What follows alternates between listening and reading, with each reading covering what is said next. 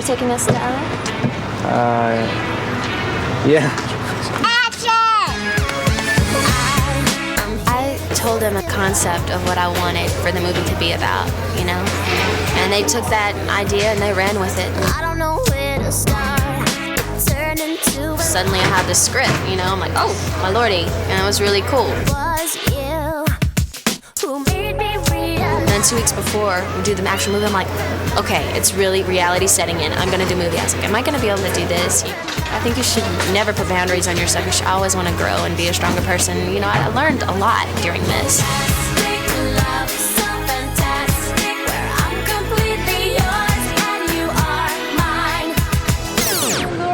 So darkly thing. Oh, cool! Since I was a little girl, I've made, you know, home videos with my friends and stuff like that. And I've always, you know, had that on my mind to do a movie, but just to try something different, to experience something different. I wanted a teen movie where, like, all these 3 girls, they have this road trip together. And I said, I don't want it to be a simple teen movie. I want it to be issues that teenagers really deal with, that it would touch their hearts, you know what I mean? In the movie, it's a fun movie, you laugh and stuff, but there's also real issues that teenagers go through that are, you know, really sad. And it'll make them feel like, you know, they're not alone. You know, other girls out there, they go through that too. It's like a dramedy. There's like, you laugh, you cry, you do everything in this movie. And it's definitely talking about subjects that teenagers do go through right now. You know, it's definitely a movie that you'll call your girlfriends and be like, let's go see this. Yeah. You know.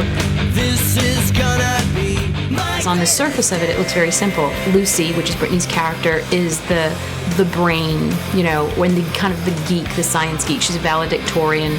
She's the good girl, kind of the goody two-shoes. She does what her dad says. She never hangs out. And Kit is the prom queen, the popular girl. And Mimi is the outcast, the outsider, kind of the rebel kid.